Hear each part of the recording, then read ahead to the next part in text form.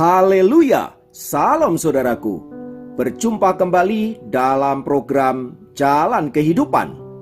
Masih dalam segmen Sapa Jemaat di Rumah, kita akan bersaat teduh bersama-sama agar sepanjang hari yang akan kita lalui hari ini sungguh menjadi hari yang menyenangkan dan diberkati oleh Tuhan.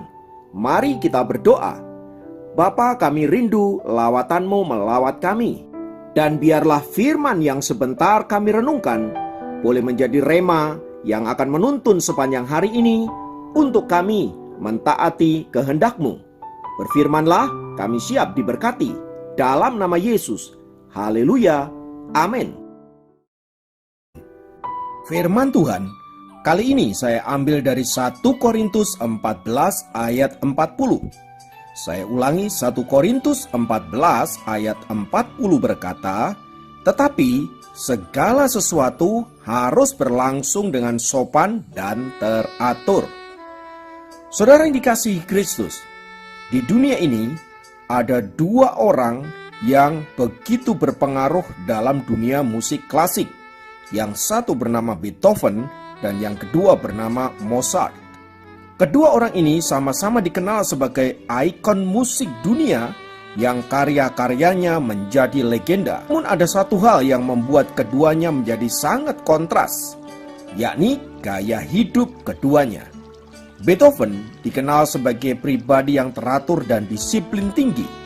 Setelah bangun pagi, ia akan duduk di depan meja tulisnya sampai waktu makan siang sekitar pukul 2 atau 3 sore.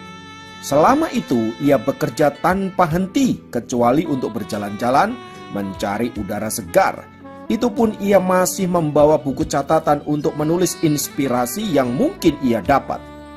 Sedangkan Mozart, seperti ditulis dalam sebuah buku tentangnya, ia dikenal sebagai pribadi yang tidak teratur. Meskipun ia dianugerahi Tuhan dengan kecerdasan musikal yang sangat luar biasa, namun karena hidupnya yang suka berfoya-foya, penuh ketergesa-gesaan, dan dalam banyak hal dia adalah orang yang punya masalah. Akibatnya apa? Dia meninggal dalam usia yang relatif sangat muda, yaitu 35 tahun.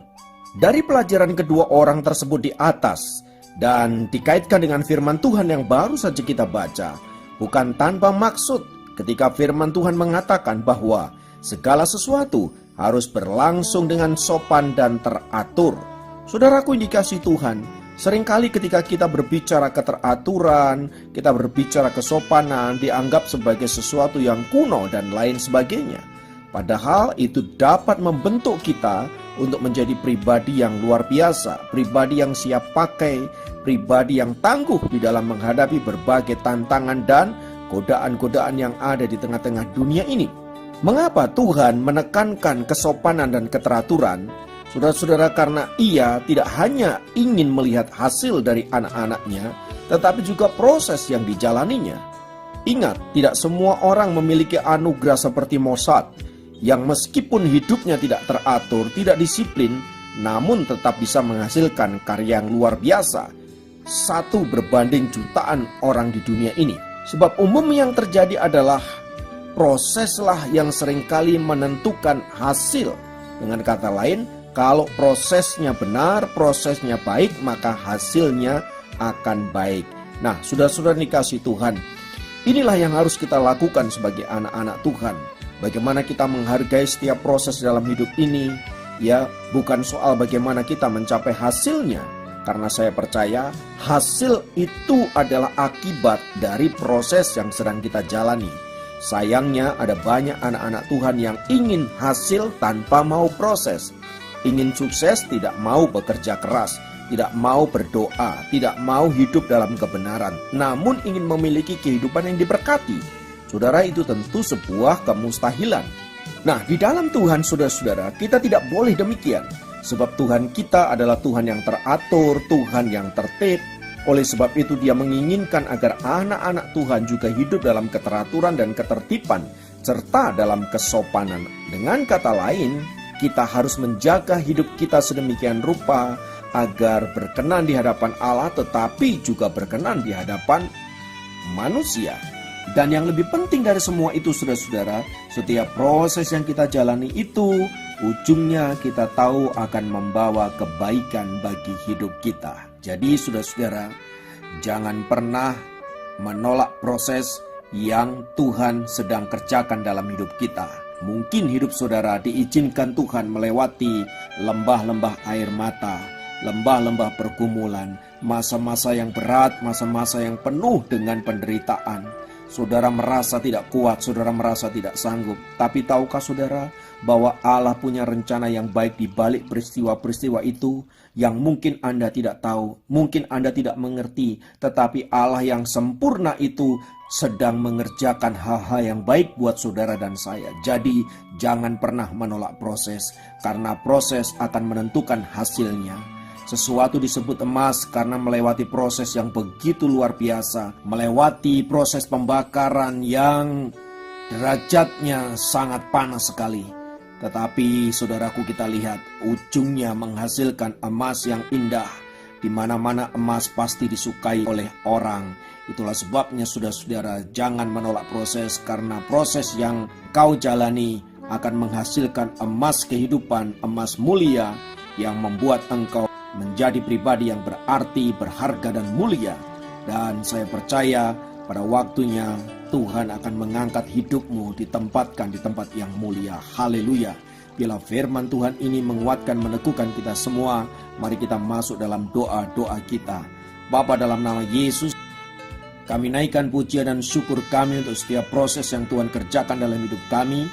Sekalipun sakit, menyedihkan, penuh penderitaan, namun kami tahu bahwa Allah yang punya kehidupan, sang perancang kehidupan kami, punya maksud yang baik, punya tujuan yang indah bagi setiap kami. Kiranya Roh Kudus boleh meneguhkan kami, menguatkan kami, menolong kami, sehingga kami boleh keluar sebagai pemenang-pemenang di dalam Tuhan. Terima kasih, terpujilah namamu kekal selama-lamanya. Dalam nama Yesus kami berdoa.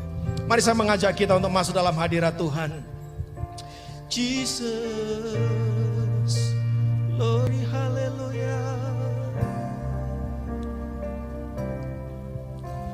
Ku memujimu,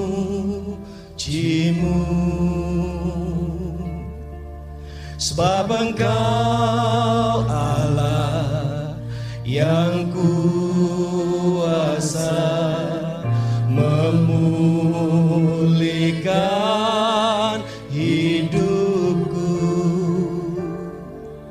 Kini ku jadi baru. Tanganku angkat padamu Tuhan, tanganku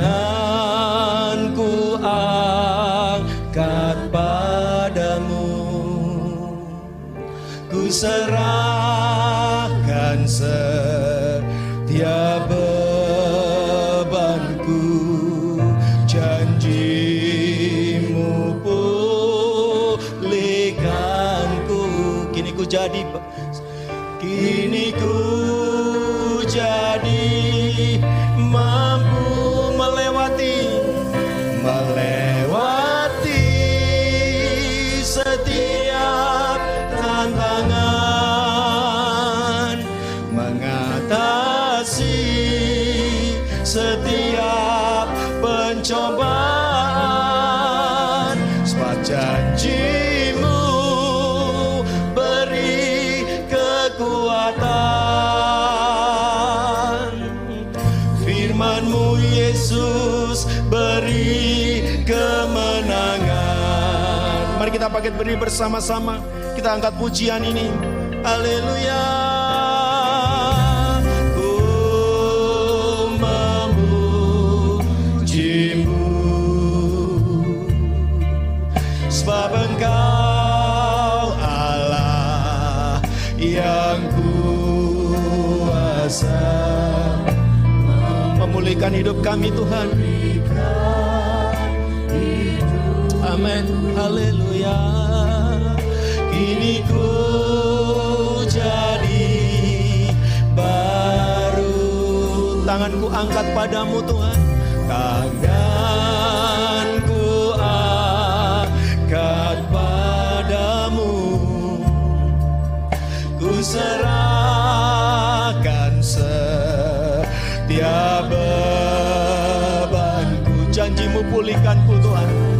Haleluya Yesus.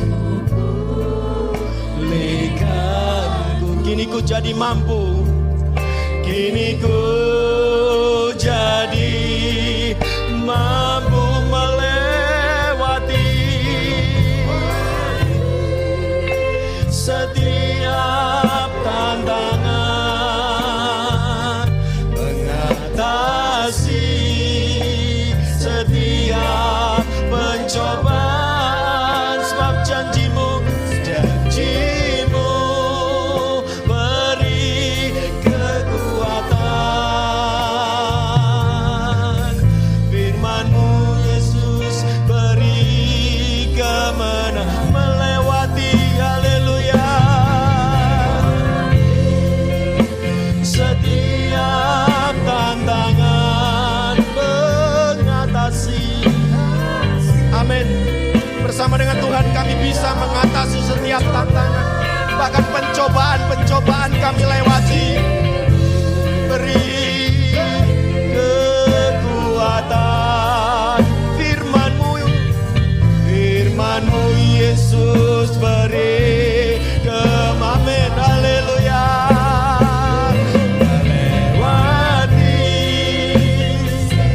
haleluya. Mari bawa setiap bebanmu di hadapan Tuhan. Haleluya. Sebab janjimu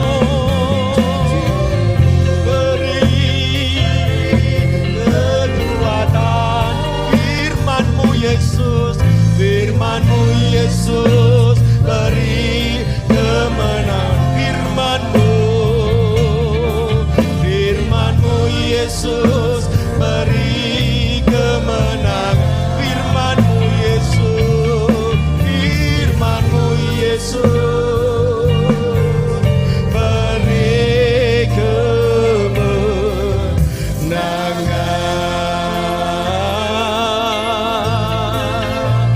Haleluya.